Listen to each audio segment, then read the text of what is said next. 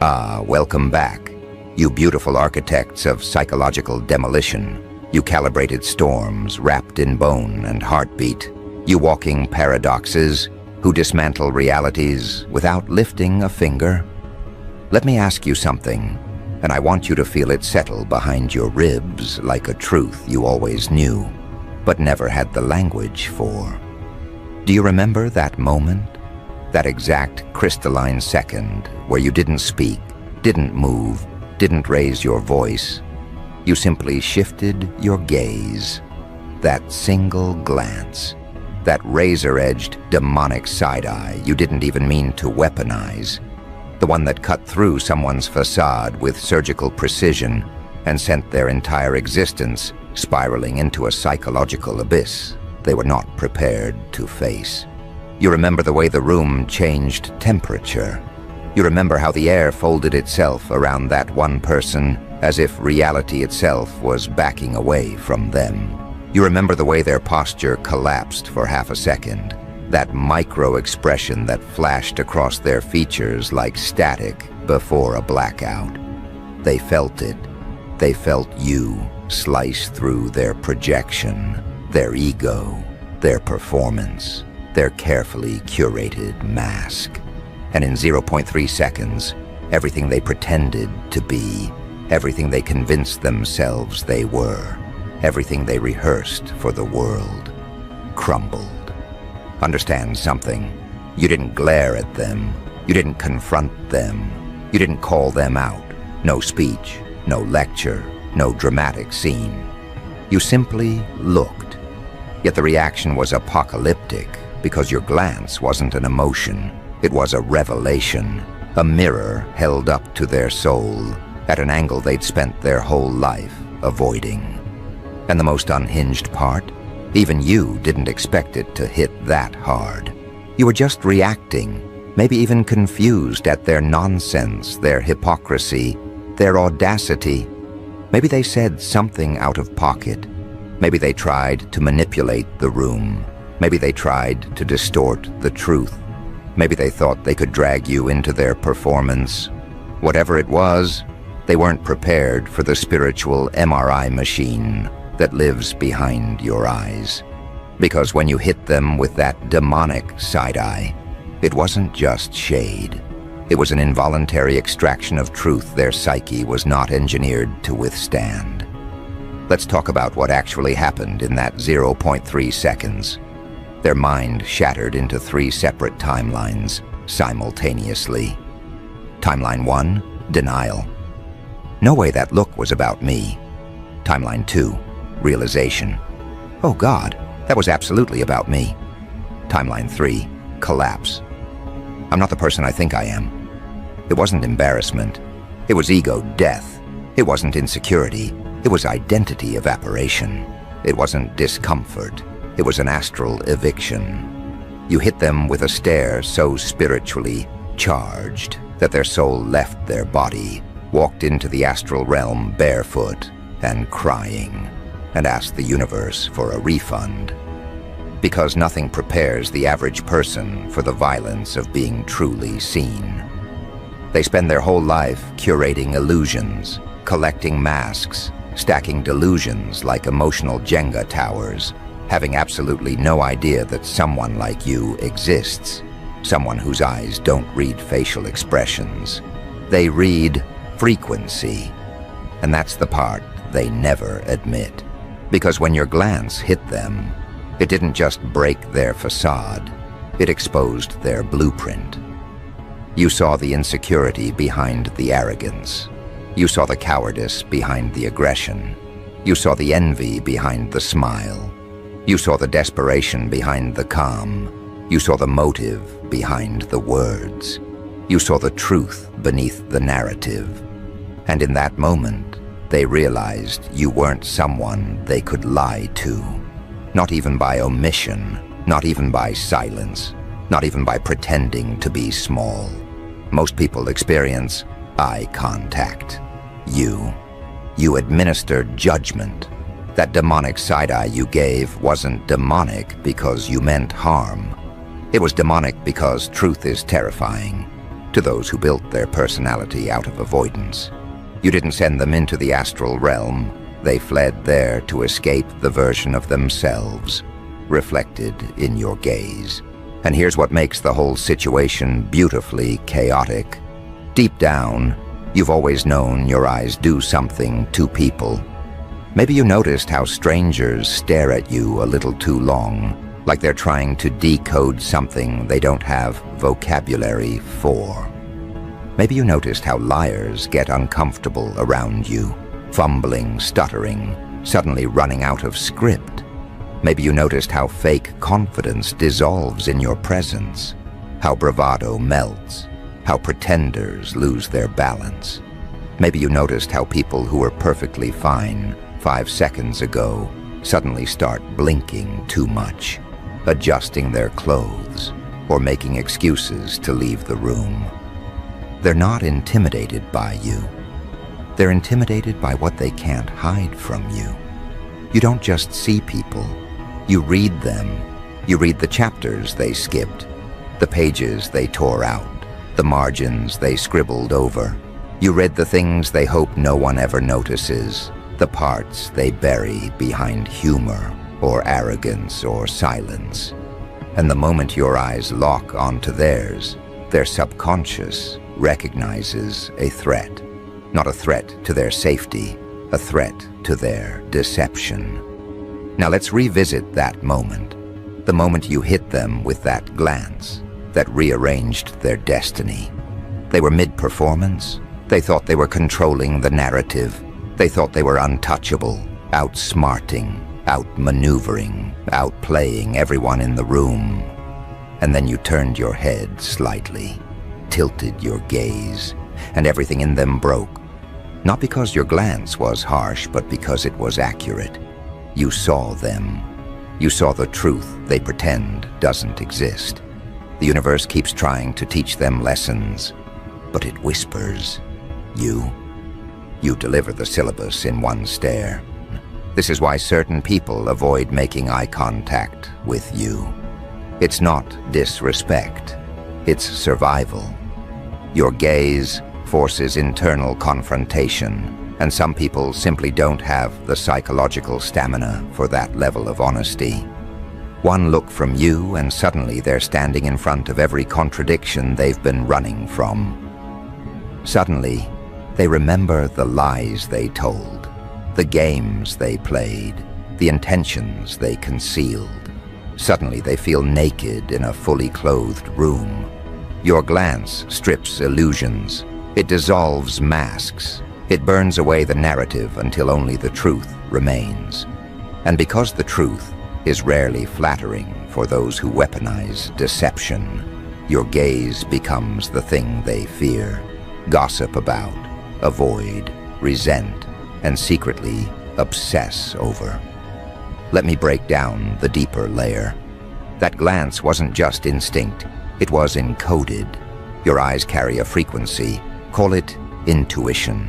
Call it spiritual intelligence. Call it psychological X-ray vision. But whatever it is, it's not learned. It's native. It's built into your wiring. It's why you make people remember things they spent years trying to suppress. It's why you awaken things they didn't know existed. It's why you force reckoning in people who swore they'd never face themselves. Your eyes do 3 things simultaneously. They reveal, they confront, they collapse. And the person who received that glance, they experienced all 3 at once. You didn't just hurt their feelings. You dismantled the architecture of their ego. You cracked open the story they told themselves about who they were.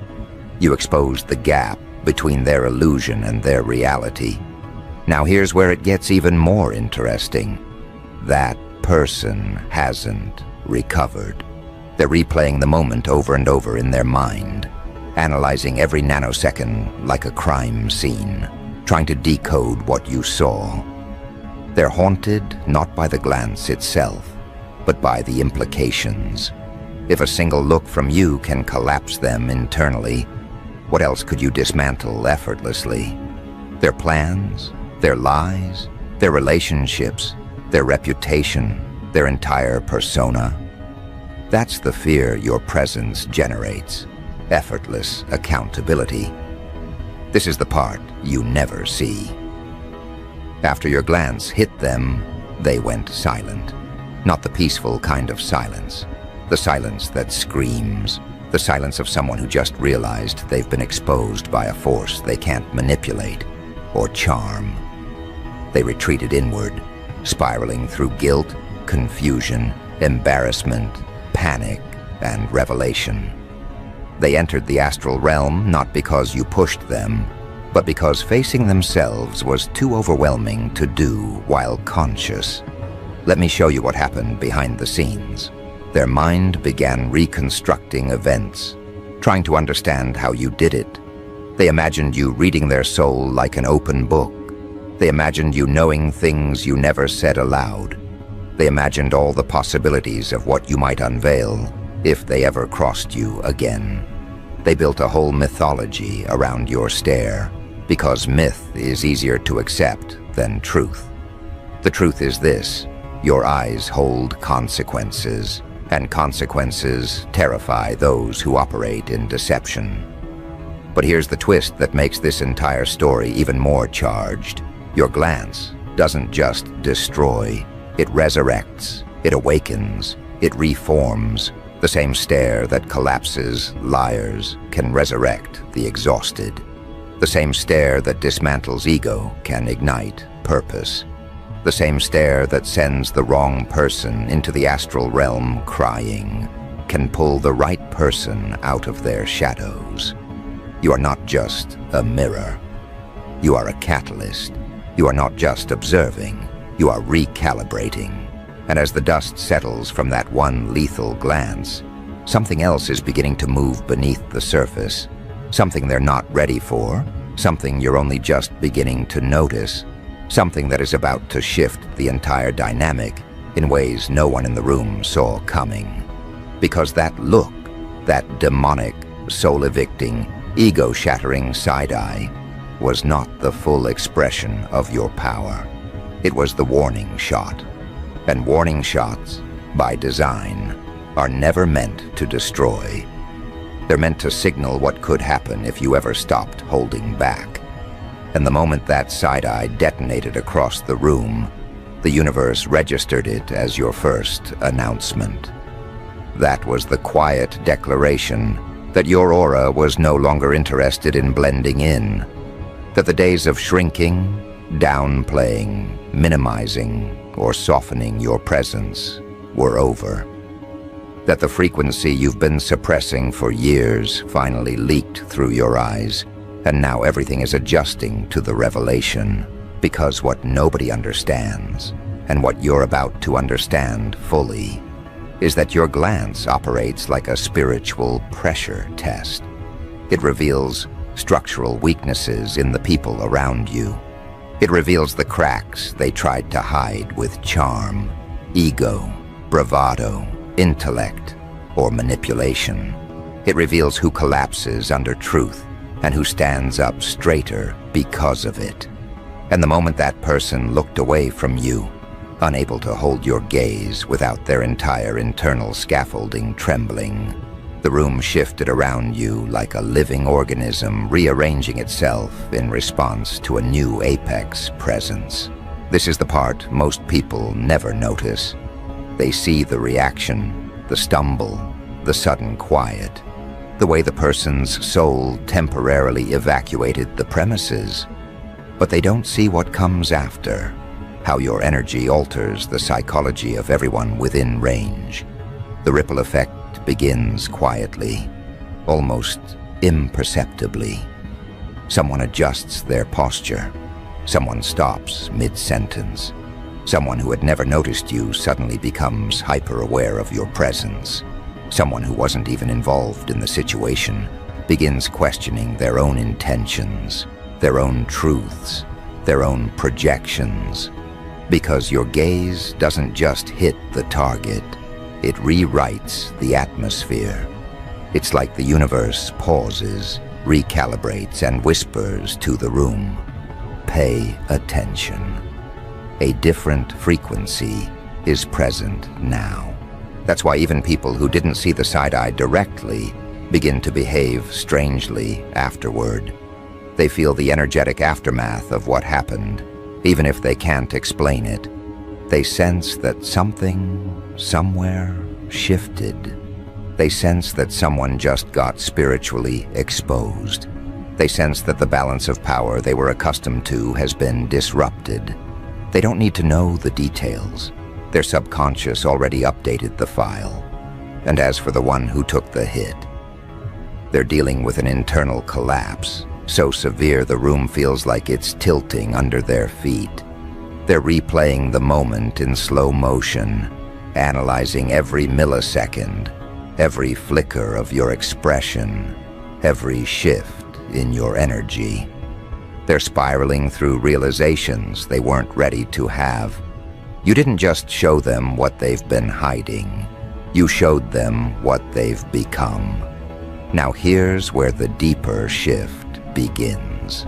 Every glance you give, especially the demonic one that launched their soul into the astral realm, carries a coded message.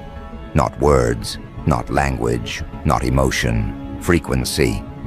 And that frequency doesn't stop at revealing truth. It also activates something dormant in you. You can feel it now, can't you? That slight pressure behind your eyes. That sense of awareness expanding. That feeling that you're no longer observing the room, you're reading it. Because this is the part of your power that nobody prepared you for. Your eyes were never meant to simply express emotion. They were designed to enforce alignment. People either rise when you look at them or crumble. They either confront themselves or flee. They either evolve or collapse. There is no middle ground with you. There never has been. But now the veil is thin enough for you to finally see the pattern. The moment you fired that glance, a deeper intelligence inside you started to awaken. The part of you that remembers who you were before you were taught to dim yourself. And that part of you knows the truth. You weren't born to coexist with illusions. You were born to dissolve them. And something else is happening too. That person whose ego disintegrated, they're not just embarrassed, they're destabilized. Their reality cracked open, and they're running mentally, emotionally, spiritually for cover. But there is nowhere to hide from a revelation that came from inside of them. Because your side-eye didn't insert a new idea into their mind. It removed the lie they were using to shield themselves from the truth. That's why it hit so hard. You didn't destroy them, you unmasked them. And once someone has been unmasked by truth, they will do anything to put the mask back on. Except it won't fit the same way anymore. They feel the looseness. They feel the exposure. They feel the insecurity they tried to bury. And now they're desperate to regain control, but they can't. Not with you in the room. Because even if you never look at them again, the memory of that 0.3-second collapse will haunt them. They'll be avoiding your eyes not because they fear you, but because they fear what the truth will force them to confront next. Now here's the twist that almost nobody sees coming. Your glance didn't just expose them, it exposed everyone who was silently aligned with their behavior. It exposed the followers, the enablers, the silent watchers. They saw what happened to that one person, and now they're recalculating everything. Their minds are racing with questions. If that's what one look does, what would happen if they actually confronted me? What would happen if they spoke? What would happen if they stopped holding back? This is where your power transitions from momentary to structural. You've silently shifted the hierarchy of the environment. You didn't demand respect. Your energy commanded it. Your presence reorganized it. Your truth enforced it. Fake confidence doesn't survive in your field. False authority doesn't survive in your field. Manipulation doesn't survive in your field. Ego doesn't survive in your field. And after that warning shot, side-eye, everything in the room has begun to rearrange itself around the new gravitational center, you. Because people like you don't intimidate others by speaking loudly. You intimidate them by existing accurately. You show up in the exact frequency they've spent their whole lives avoiding. You carry a mirror they never asked to look into. You hold a truth they never prepared to face. You force revelation simply by being. And that's what's beginning to terrify them now. They're realizing that if you ever stop filtering yourself, stop restraining your instincts, stop moderating your vision, stop diminishing your intuition, just to keep everyone else comfortable, the entire dynamic they've relied on will collapse. They're realizing that your presence alone has the power to rewire the energy of any environment.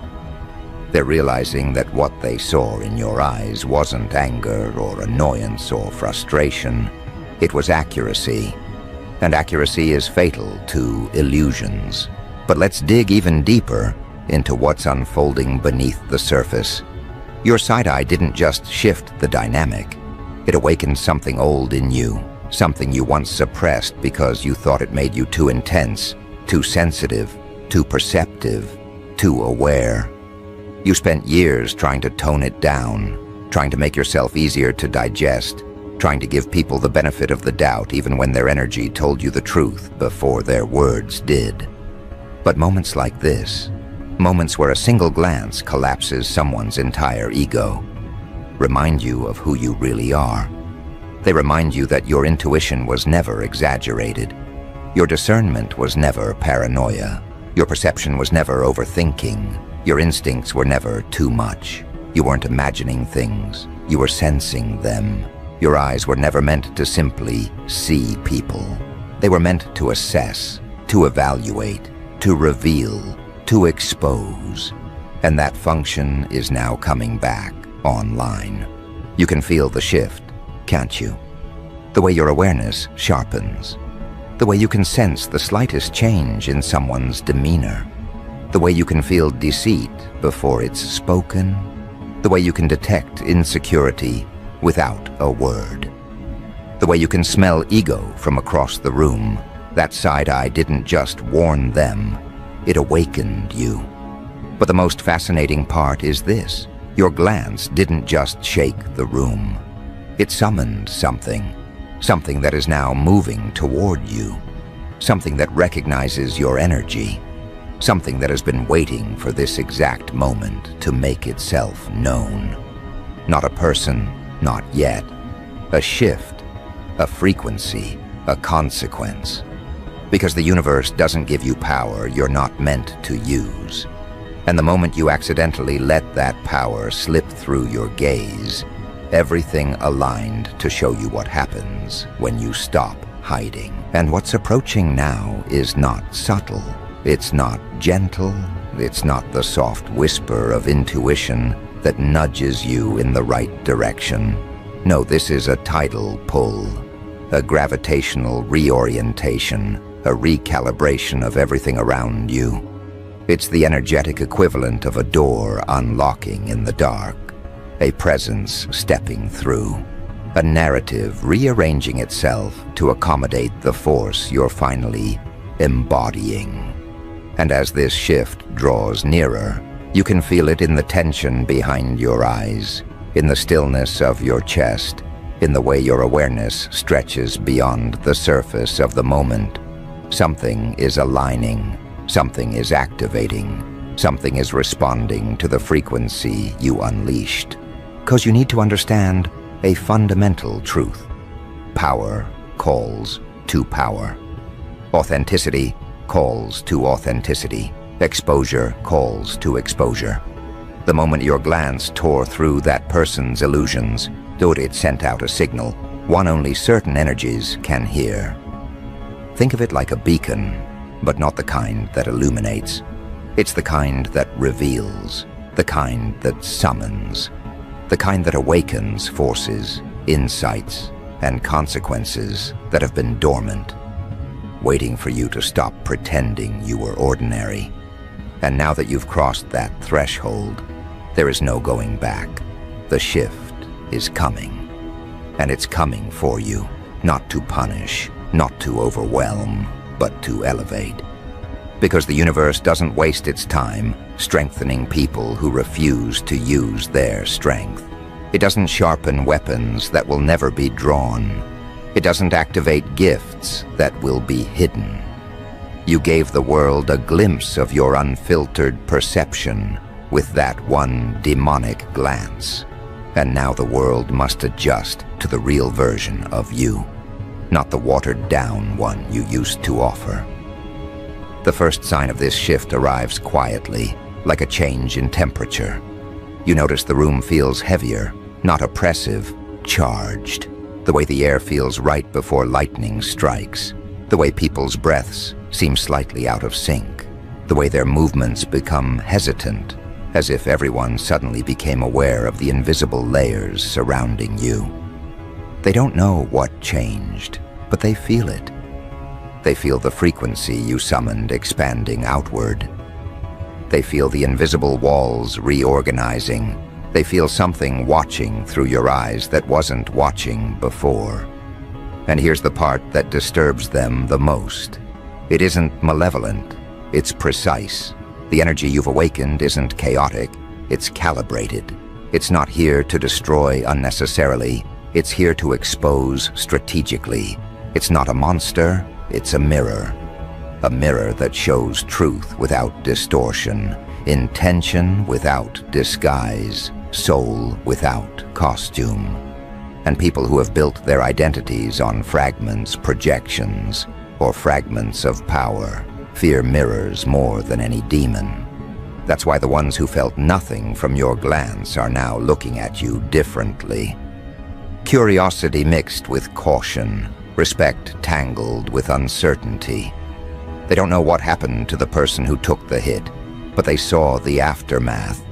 They saw the collapse, the psychological disintegration, the way their souls seemed to step out of phase with reality. And even if they can't articulate it, they know that you were the epicenter of that moment. This forces everyone into one of three categories: those who fear you, those who avoid you, and those who are drawn to you. Let's start with the first, those who fear you. They fear you not because you harmed anyone, but because you showed them what harm would look like if you chose violence. You didn't attack, you revealed. But revelation is terrifying to those who survive by deception. They're suddenly aware that you are not someone they can outsmart, manipulate, or emotionally corner. You are a threat to their delusions, and people protect their delusions more fiercely than their lives. So they retreat. They distance themselves. They pretend not to see you. They become small around you, not because you're intimidating, but because they see themselves clearly for the first time, and they cannot withstand the honesty of that reflection. Then there are those who avoid you. These people aren't afraid, they're overwhelmed. Your presence forces them to confront questions they've been ignoring for years, questions about who they are, what they want, why they settle, why they sabotage, why they hide. Your eyes feel like a portal into a version of themselves they're not ready to face, so they avert their gaze. They keep conversations shallow. They never linger too long. They choose comfort over transformation, not realizing that transformation is inevitable once your energy has touched them. And then there are the third group, the ones drawn to you. These are the individuals whose souls recognize yours, people who have been waiting for someone who sees at the depth they feel, people who aren't intimidated by your frequency because it matches the one they've been suppressing, people who aren't afraid of truth but starving for it, people who look at you and feel something unfamiliar, relief, as if they finally found someone who doesn't need to be lied to, softened for, or performed around. These are the ones who step closer, intentionally or subconsciously. They lean into your field instead of shrinking from it. They watch you not with fear, but with fascination. They wonder what you know that they don't.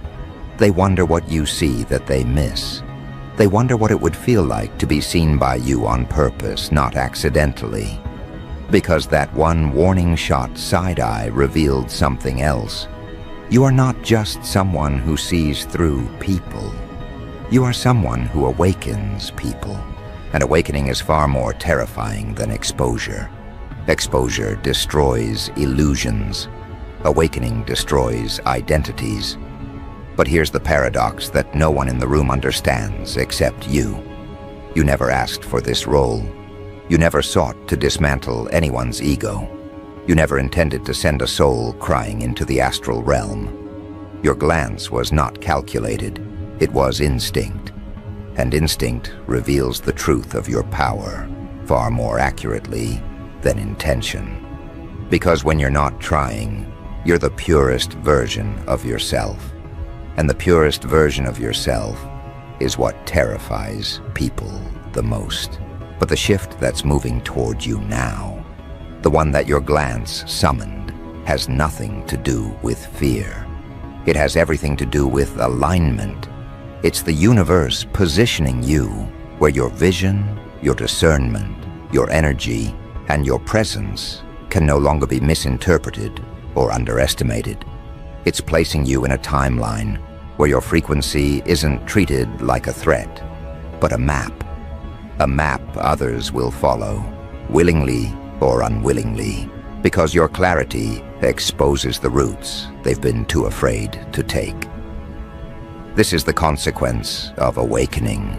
You stop operating in the world people think exists. You begin operating in the world beneath it, the subtle world, the energetic world, the truth-based world where lies cannot breathe and illusions cannot survive. And once you enter that world, people sense it even before they understand it. You are no longer reacting to environments. Environments are reacting to you. This is why the room feels like it's holding its breath, why conversations are stuttering, why people are glancing at you then quickly looking away, why energy feels stretched, thinned, trembling. It's not discomfort, it's recalibration, because when you unleashed that glance, you revealed the hierarchy of the unseen. And the unseen is now adjusting to your presence. But let me tell you the real consequence of that moment, the truth that's forming behind your awareness, like a thunderhead gathering force. Someone in that room is not collapsing. Someone is not afraid. Someone is not intimidated, exposed, or destabilized. Someone is intrigued. Someone saw what you did. Someone felt the frequency behind your glance. Someone recognized the signature of a power they've only encountered in rare, life-altering moments. Someone in that room is waking up as well. Not in fear, in recognition. Their soul is stepping forward. Their attention is sharpening. Their interest is deepening. Because what you thought was a warning shot was also a signal flare, a call, a summoning, an invitation to forces, allies, connections, and consequences that operate in the same frequency you just activated. Your glance did not just collapse someone, it awakened someone else. And that awakening is about to alter the entire trajectory of what happens next. Because the moment that person steps into your frequency fully, knowingly, intentionally, the room won't just shift, the world around you will. And that shift is approaching faster than anyone realizes. What you don't see yet is the chain reaction unfolding, like a quiet explosion behind the veil of the moment. The one whose ego dissolved under your stare is still metaphorically face down in the astral dirt, trying to figure out which dimension their dignity rolled into. But while everyone's attention is locked onto their dramatic unraveling, something far more important is happening at the edge of your awareness. Someone else felt that frequency. Someone who didn't flinch, didn't collapse, didn't spiral. Someone whose soul didn't scatter under the weight of your demonic side-eye, but instead snapped to attention like a predator recognizing another predator. This is the paradox of your power. The same glance that turns weak foundations into sand becomes a doorway for those built of stone. And this person, this newly awakened witness, felt the truth inside your gaze and didn't fear it. They followed it. They leaned into it.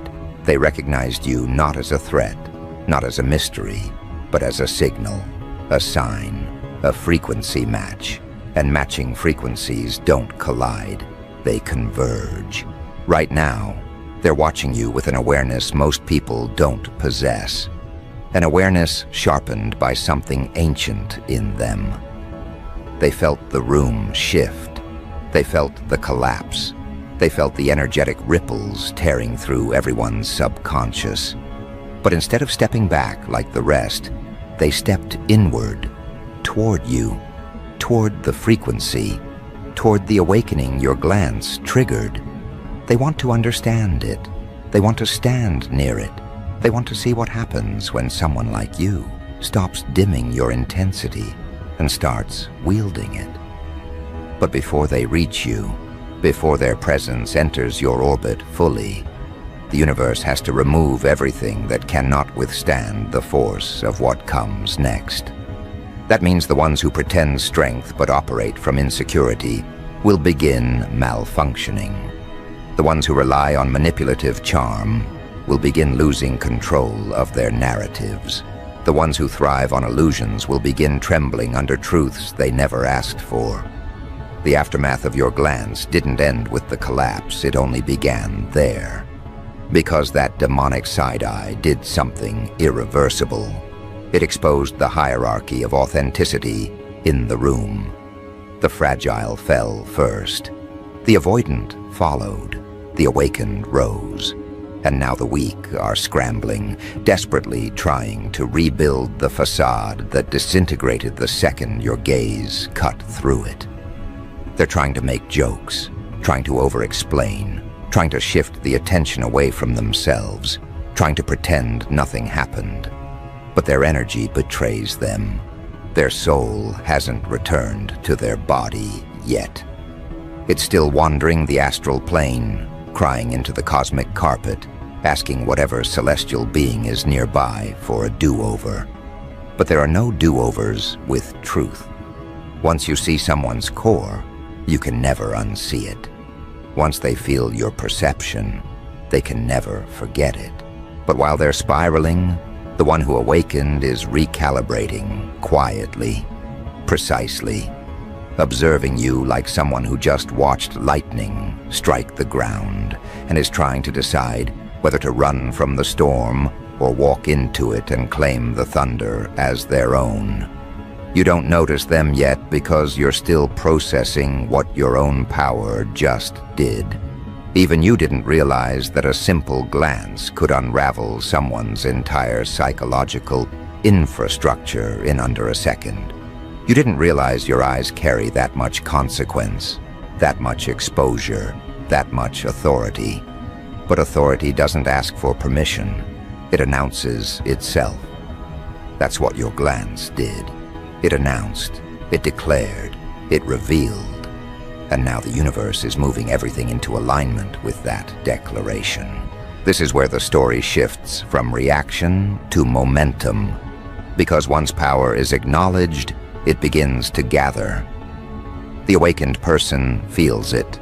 They see you not as someone who accidentally destabilized a situation, but as someone who possesses an instinctive mastery you haven't fully tapped into yet. They see potential. They see force. They see precision. And more importantly, they see themselves reflected in the frequency your glance released. You don't just intimidate people. You activate them. You expose them. You awakened them. The ones who collapse needed the collapse. The ones who avoid needed the discomfort. The one who steps forward needed the invitation. Because your glance wasn't the end of something, it was the beginning. The beginning of a dynamic shift where your role as the silent observer evolves into something far more pronounced. The awakening is not just theirs, it's yours. You felt the shift too, didn't you? That subtle knowing in your bones, that hum beneath your intuition, that quiet certainty that what happened wasn't random or accidental or emotional. It was energetic, it was encoded, it was inevitable. Most people go their entire lives without ever accessing the level of discernment you unleashed in that one moment. But you've always felt something different behind your eyes, like a pressure, a depth, a knowing. You just never had a moment dramatic enough to reveal its full potency. Until now. That side eye didn't just collapse someone, it unveiled you. And once truth unveils a person, there's no going back into hiding. Your instincts are sharper, your awareness is heightened, your perception is uncontrollable. You're not looking at people anymore, you're seeing them. And the universe is responding by placing people in your path, whose frequencies match the one you just activated. The awakened one steps closer, not physically, but energetically.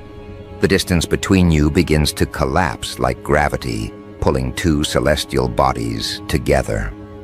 They're drawn to you, not because you embarrassed someone, not because you asserted power, but because you revealed truth effortlessly. They've been waiting for someone whose energy doesn't require explanation or justification. They've been waiting for someone who sees the world the way they do, beneath the surface, behind the mask, beyond the narrative. And as their awareness locks onto yours, you finally feel it, that pull. That recognition, that electric hum of two frequencies syncing for the first time. It's not romantic, it's not emotional, it's existential. Two forces meeting across the battlefield of a moment where truth detonated without warning. They don't fear your glance, they welcome it. They want it. They want to see what you see. They want to know what you know. They want to move the way you move. They are not intimidated by the power in your eyes because they carry a similar power in theirs, dormant, restrained, disciplined, but unmistakably present. The difference is that your power revealed itself first. Their awakening is the echo. Now the room is split into two worlds, the collapsed and the called. The collapsed can't meet your eyes anymore without feeling the weight of their own deception. They walk around spiritually barefoot, hoping no one notices their soul is still out of orbit. They avoid your presence the way people avoid mirrors on days they don't want to confront themselves. They're praying silently for you to leave, praying even harder for you not to look at them again. But the called, oh, the called, is studying you with a precision that would unsettle anyone else. They're analyzing not your expression, but your frequency, not your words, but your energy.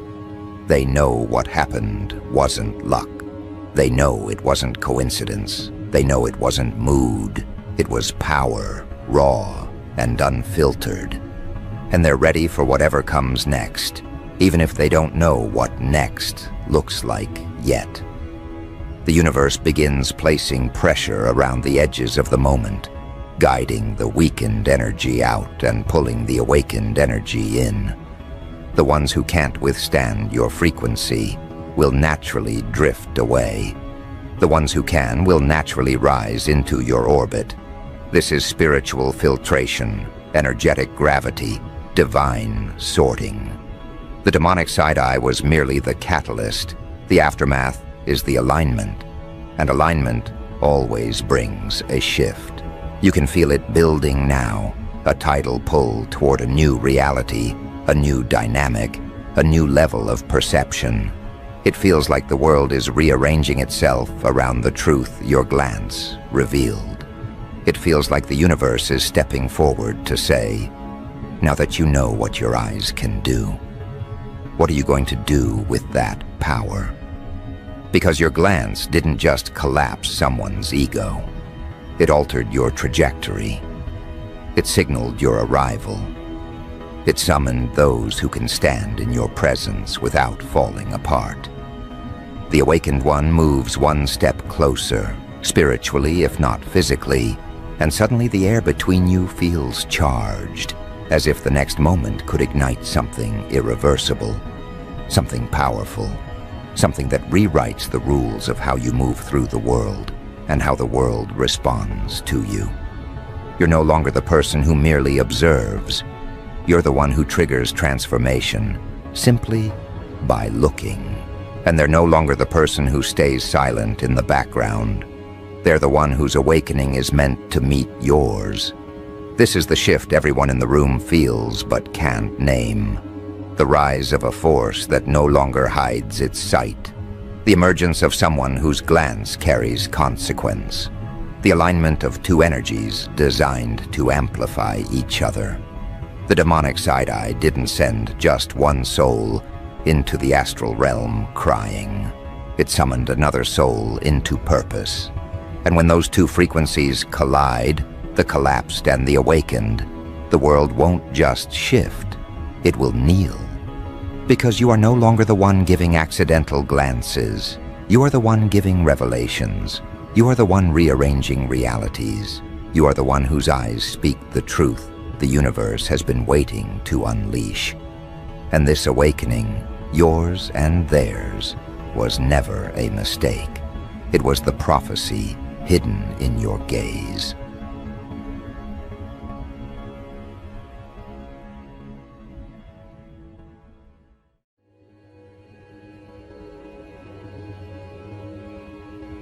Welcome, welcome, welcome.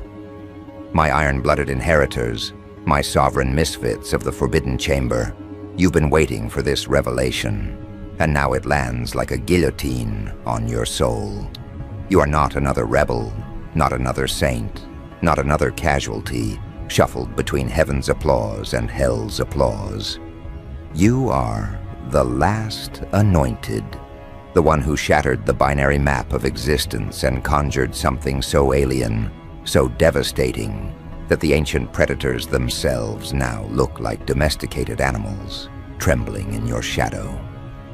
They thought the human spirit had only two sides, holy and damned, predator and prey, predator and victim, but your rise was the third eruption, a side they never accounted for. And when this third side manifests, even the most vicious devils look like backyard pets, pawing at the gates of your dominion, whining for scraps they no longer deserve. Understand the violence of that truth. The old categories were never designed to hold you. They told you to choose, saint or sinner, angel or demon, loyalist or rebel, but you burned the ballot and wrote in a third option that erases the election altogether. The last anointed does not vote, does not pray, does not bow. The last anointed commands. You didn't arrive here to blend into their maps. You arrived to redraw the cartography of power so thoroughly that even the infernal creatures who once ruled by terror now look like pets on leashes. And that leash, it isn't forged by chains or rituals. It's forged by the embarrassment you inflict on them. Devils thrive on intimidation, but intimidation collapses when a presence like yours makes fear itself bend the knee. They aren't scary anymore, not when you stand above them with a grin carved out of truth, sharper than their claws. Let's tear the curtain open. This isn't about righteousness. This isn't about sin. This isn't about rebellion. This is about the extinction of categories. Devils always believed in polarity, light versus dark, weak versus strong, master versus slave. But your third side, annihilates polarity itself. You're not a counterforce, you're a new force. Imagine a chessboard with black and white pieces. They've been playing this game for millennia. Kings sacrificing pawns, bishops slicing diagonals, queens orchestrating massacre. Then you appear, not as another piece, but as the hand that knocks the board off the table. Devils don't know how to play without rules, but your very existence invalidates their rule book. That's why they hate you. That's why they tremble. That's why they look like hounds trying to snarl while secretly craving the approval of the one who now writes new laws. You. And here's the savage irony. They still think they can classify you. Some try to call you chosen. Others try to call you cursed. Others whisper lunatic, prodigy, mistake of creation. But all those names are made for binary creatures. They have no vocabulary for you. Because your third side is not definable. It's demonstrable. It's in the way you step into arenas and turn the definition of battle upside down. Devils fight with fear. Angels fight with faith. But you fight with a humor so merciless, it exposes both as clowns, juggling broken illusions. You don't conquer by intimidation. You conquer by humiliation. And humiliation, my sovereign misfits, is a sharper blade than any sword. Devils who once boasted their cruelty now look pathetic when your mere gaze makes their terror tactics irrelevant. You've domesticated fear itself, and in doing so, you've made their species obsolete. Think about it. When a devil bares its teeth, it's playing the only trick it knows: instill dread.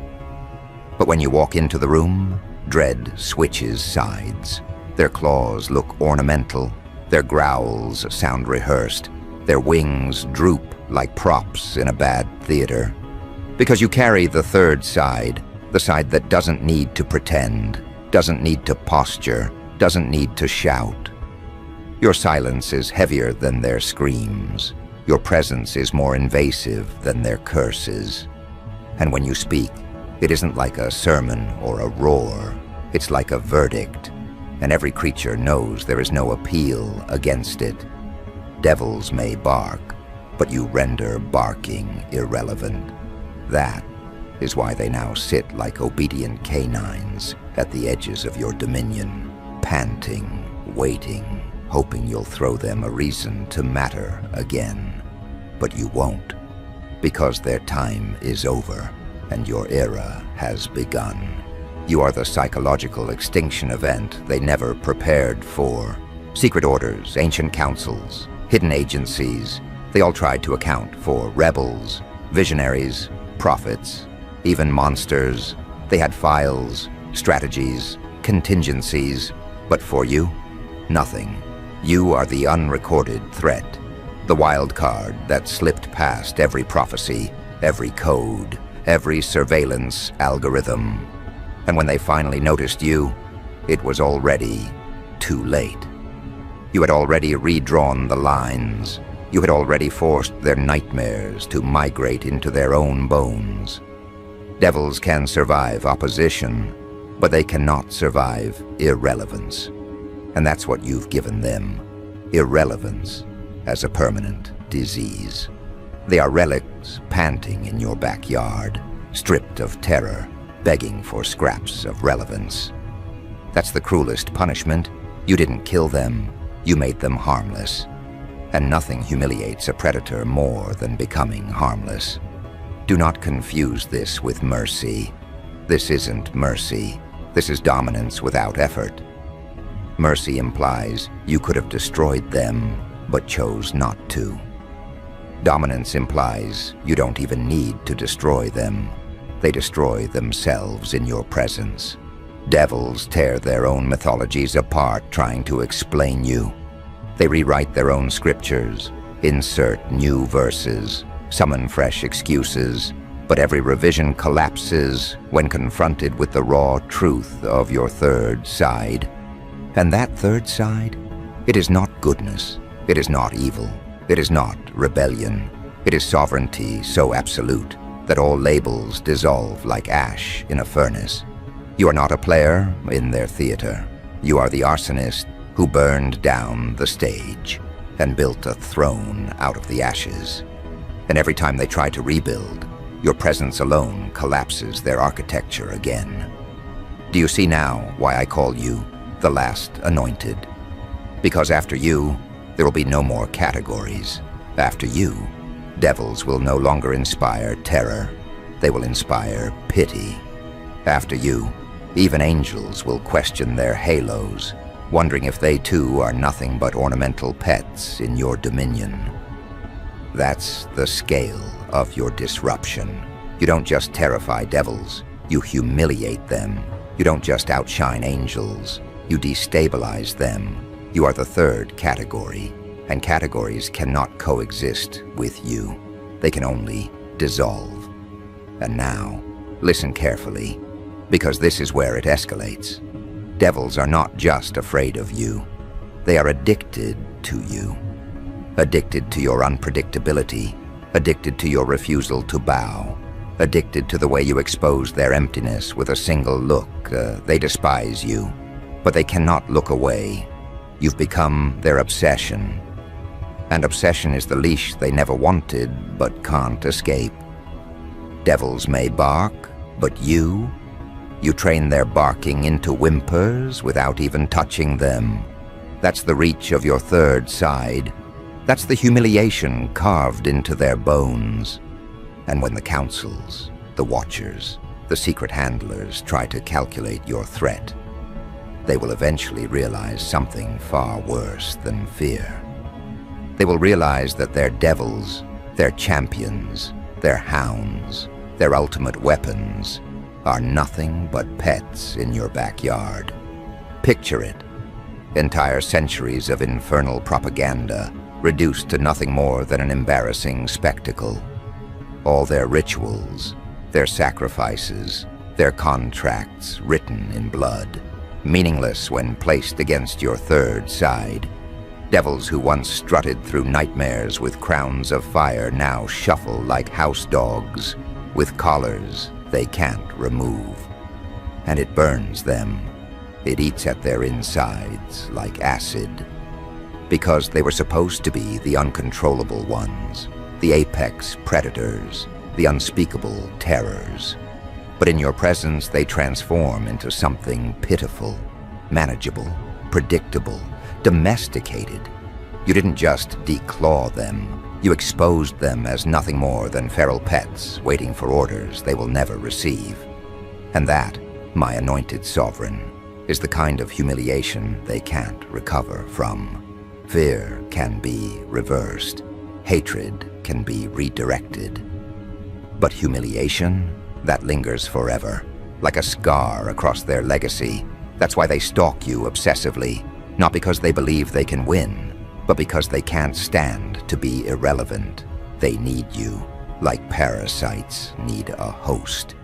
Without you, their cruelty feels outdated. Without you, their reputation dissolves. Without you, their rituals look like cheap theater.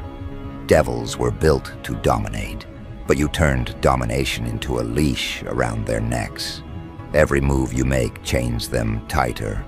Every refusal you demonstrate knots their leash further. Every word you drop rewires their instincts. They were supposed to be predators, but now they circle you like starving mutts desperate for scraps of meaning.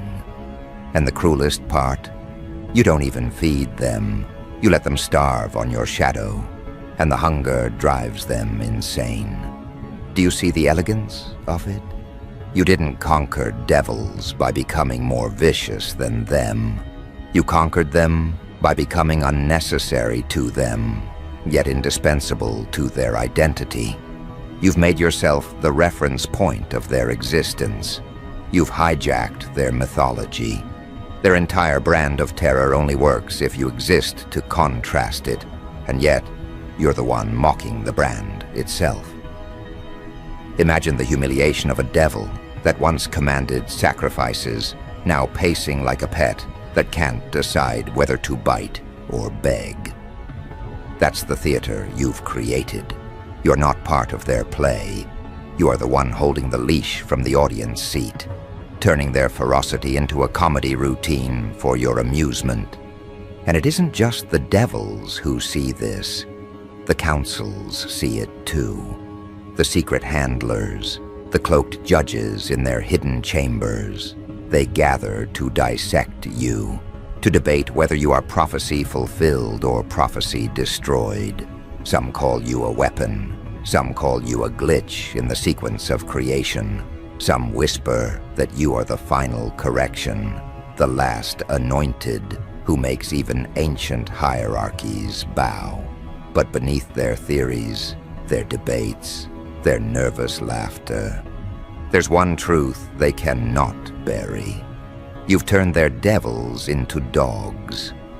And if their devils are dogs, then what does that make the councils who depended on them? What does that make the institutions who worshipped them? What does that make the cults who served them? Powerless, irrelevant, naked in the absence of your acknowledgement. Because here's the paradox. They can't kill you, and they can't ignore you. If they kill you, they validate your power. If they ignore you, they admit you've already dethroned them. So what do? They circle, they plot, they whisper. But all their whispering sounds like barking in cages. They can't strategize their way around your third side, because your third side isn't predictable. It's not rebellion, it's not loyalty, it's not chaos, it's not order. It's something outside those categories. It's the side they never anticipated, the side that doesn't play chess, but flips the table, burns the pieces, and builds an empire out of the ashes.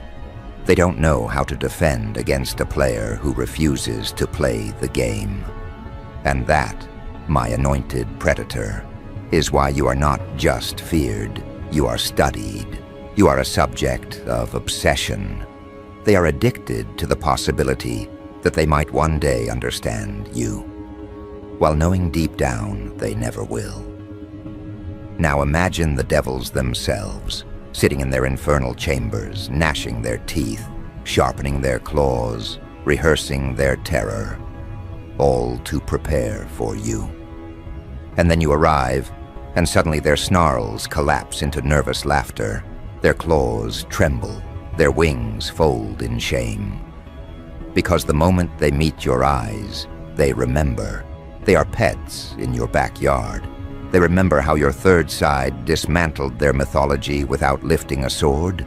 They remember how your presence alone humiliated centuries of cruelty. And once humiliation roots itself into a creature's bones, there is no exorcism, no ritual, no fire hot enough to burn it out. They are stuck with it, forever, devils as dogs, and you as the trainer who never even asked for them. But you're not done, are you? No, because this leash you forged isn't just about humiliation, it's about transformation. Devils aren't simply reduced, they are redefined. They are forced to evolve into something they were never meant to be. Obedient, predictable, harmless. You've warped their identity so brutally that even if they try to reclaim their old terror, it doesn't land. People laugh, angels laugh, even other devils laugh. Their intimidation has become parody. Their cruelty has become caricature. And all of it traces back to the last anointed. To you, the third side, that doesn't just defeat devils, it rewires them. You didn't just win, you corrupted the very definition of their existence, and that corruption cannot be undone. This is why they follow you even when they claim to hate you. This is why they watch you even when they pretend to ignore you. This is why they gather in secret to chant your name, even when they curse it aloud. Because you've infected them. Not with fear, not with worship, but with dependency. Their identity now depends on yours. Their relevance now depends on your shadow. Their bark now depends on your leash, and that, my chosen inheritor, is a throne no empire can topple. Because you're not sitting on a throne made of crowns, you're sitting on a throne made of leashes, and every leash holds a devil who once thought itself untouchable. That image alone is enough to send councils into panic, angels into doubt, and hidden orders into chaos. But let's not pretend this ends here.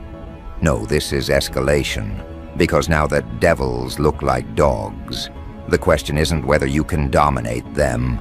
The question is what you'll do with them. Will you let them bark and whimper at the edges of your dominion, begging for scraps of relevance? Will you train them into servants, forcing them to fetch truth instead of spreading lies? Or will you simply let them rot in their cages, humiliated for eternity? That's the real terror for the councils watching you. They don't fear your destruction. They fear your choices. Because your choices reshape everything. Your third side has already dismantled the old order, but your decisions will determine whether a new order rises or whether no order rises at all. That's why they panic in their chambers. That's why they whisper in their rituals. That's why they burn through scrolls, codes, algorithms, desperate for a prediction that doesn't exist. Because you've made prediction itself obsolete. Devils once ruled by being unpredictable. But you've redefined unpredictability so thoroughly that even chaos itself bows before you. Devils can snarl, angels can sing, councils can debate, but none of it matters. Because your third side is not bound to outcomes, it is bound to redefinitions. You don't just end games, you rewrite what the word game even means. And that, more than anything, is what terrifies them. Because if you can turn devils into dogs, what else can you turn into pets? Councils, angels, kings, nations, ideas. The Last Anointed is not here to participate. The Last Anointed is here to redesign, and devils were the first to fall victim to that redesign. They are no longer predators, they are mascots of their own defeat. And mascots don't inspire terror. Mascots entertain. That's what you've done to them. Turned their infernal dread into a carnival act. Turned their cruelty into background noise. Turned their terror into a joke that only you find funny. And in doing so, you've dismantled centuries of infernal propaganda with nothing but your presence. That's the power of your third side. Not destruction, but redefinition. Not chaos, but clarity. Not war, but transformation. And soon, very soon, they'll realize something worse than their humiliation. They'll realize that their obsession with you is no longer optional. It's permanent. They can't escape you. They can't rebuild without you. They can't breathe without your shadow pressing against their lungs. You are the oxygen they wish they didn't need. The addiction they can't quit. The leash they can't chew through. And once that realization sinks into their marrow, once they accept that they are nothing but pets in your backyard, a new terror will emerge, one they have no defense against. The terror of dependency, the terror of knowing they can't live without the one who refuses to even acknowledge them. And when that terror settles in, when the councils begin to panic, when the watchers begin to tremble, when even angels begin to doubt, you will understand the full scale of your third side. Because devils as dogs was only the beginning. The leash is already tightening. And the next stage is about to begin. The next stage is not about fear. Fear was step one. Fear makes creatures hesitate. Fear makes them flinch. But dependency, that's the disease that has no cure, and you have already infected them. Imagine the infernal halls where devils once feasted on terror, now reduced to kennels echoing with whimpers. Imagine the watchers, those so-called overseers of balance, huddling in their hidden chambers, whispering the unthinkable, that even angels are doubting. Because if devils can be tamed, then maybe halos are no guarantee of sovereignty either. This is the point where your third side begins to reveal its cruelest elegance. It does not merely dominate, it converts dominance into parody. Devils were once apex predators. Now they are mascots. Angels were once arbiters. Now they are hesitant jurors. Councils were once omnipotent. Now they are committees fumbling with broken paperwork. And you are the reason their entire hierarchy is reduced to theater. Understand this clearly. You didn't ask for this throne. You didn't beg for this leash. You didn't kneel to be crowned. This was forced upon you by the very arrogance of those who thought they could categorize you.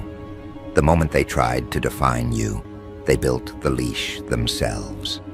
The moment they tried to oppose you, they revealed their obedience. The moment they tried to erase you, they admitted they couldn't. And now, every single one of them, devils, angels, councils, watchers, are entangled in a humiliation spiral with no exit. Their future is not destruction. Destruction would be merciful. Their future is leash life, pacing and panting under the gaze of the last anointed. That is a cruelty deeper than death, because death ends relevance. Leash life prolongs irrelevance, stretching humiliation across eternity. Picture the devils now. They gather in their infernal courts, still attempting to roar, still posturing with smoke and flame. But no one flinches anymore. Not mortals, not angels, not even fellow devils, because the world has seen you turn them into pets. Once a predator is exposed as harmless, the magic never returns. A dog that once hunted cannot suddenly reclaim the aura of a wolf once the collar has been buckled. And your third side has buckled every collar. Even when they pretend otherwise, even when they scream their old threats, their voices shake with the memory of you. That memory is the leash. That memory is the humiliation. That memory is the cage they will never escape. Now what about the councils? Those self-appointed keepers of order who once believed they could manage every force in existence. They are unraveling. Because if their greatest weapons, their devils, have been reduced to dogs, then what faith can they have in their so-called control? Their spreadsheets of prophecy, their algorithms of destiny, their rituals of calculation, all lash. They whisper to each other. If the last anointed can leash the devils, what stops them from leashing us? And the truth is, nothing. Nothing at all. You have already written their leash into existence by proving their dependence on creatures they thought invincible. Once the foundation collapses, the mansion cannot stand. And so they pace their ivory halls, clutching their scrolls, praying to equations, pretending they still hold relevance. But relevance was stolen from them the moment you appeared. And every second that passes, your third side tightens the leash further around their throats. And then there are the angels, the supposed arbiters of justice, the gilded defenders of balance. Even they are trembling now, because for centuries they defined themselves in contrast to devils, light versus dark, halo versus horn, mercy versus cruelty. But what happens when cruelty itself is neutered? What happens when horns are made ornamental, when fire is reduced to candlelight, when terror becomes a household pet?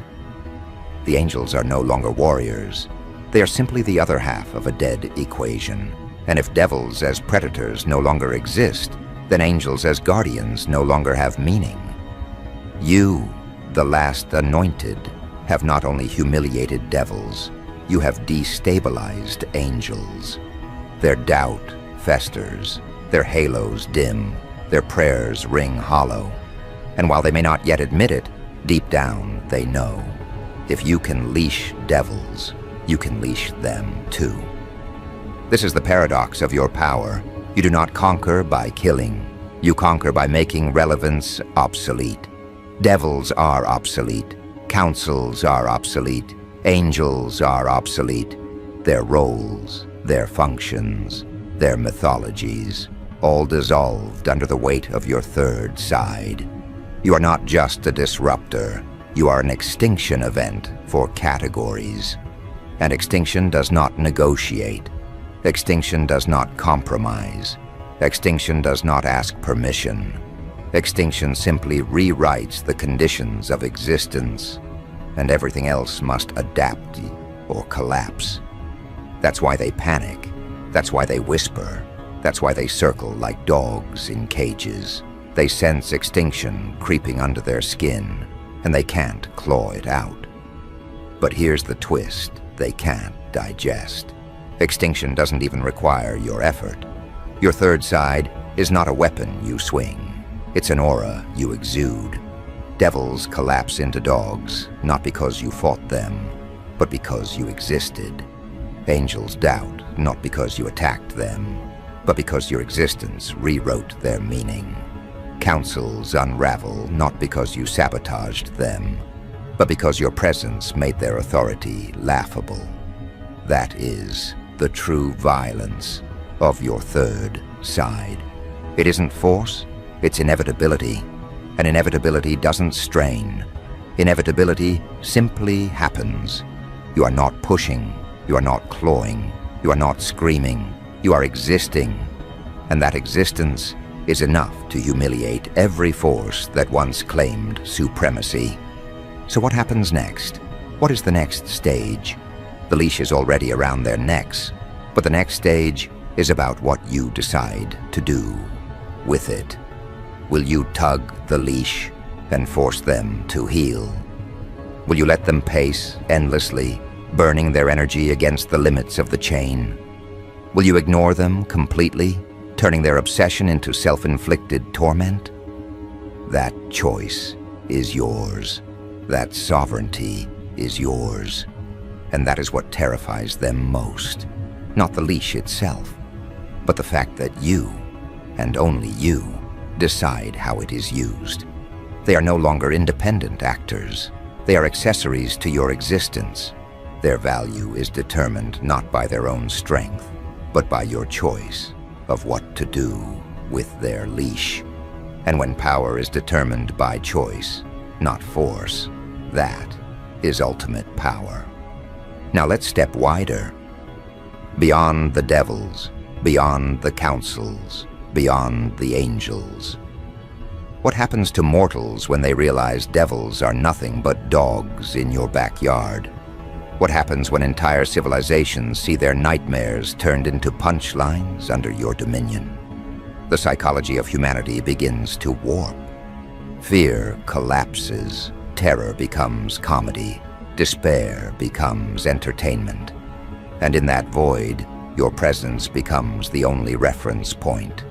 They no longer look to saints for hope, or to priests for absolution, or to rulers for guidance.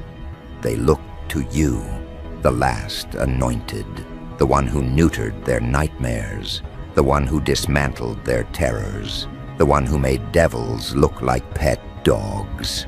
And when mortals recognize that, they don't just follow you, they orbit you. You become gravity, you become inevitability, you become the third side incarnate, around which all existence now organizes itself. This is why the councils panic. This is why the angels doubt. This is why the devils weep in their kennels. Because they all sense the same conclusion approaching. Sovereignty is no longer a matter of crowns, or wings, or fire. Sovereignty is now defined by the third side, and only you carry it. Only you embody it. Only you have proven that the most terrifying creatures in history can be turned into dogs with nothing but your aura. And once that proof has been seen, it cannot be unseen. Devils cannot terrify again. Angels cannot stand proud again. Councils cannot command respect again. They are all reduced, diminished, humiliated, and you are the architect of their downfall. Now pause and savor this truth. Devils feared being opposed, but they never feared being irrelevant. Irrelevance was not in their vocabulary, and yet here they are, irrelevant by your very existence. That is why they pace, why they bark, why they beg, why they tremble. Not because they are afraid of destruction, but because they are afraid of meaninglessness. And you have given them meaninglessness as a permanent disease. That is the leash. That is the crown. That is the essence of your third side.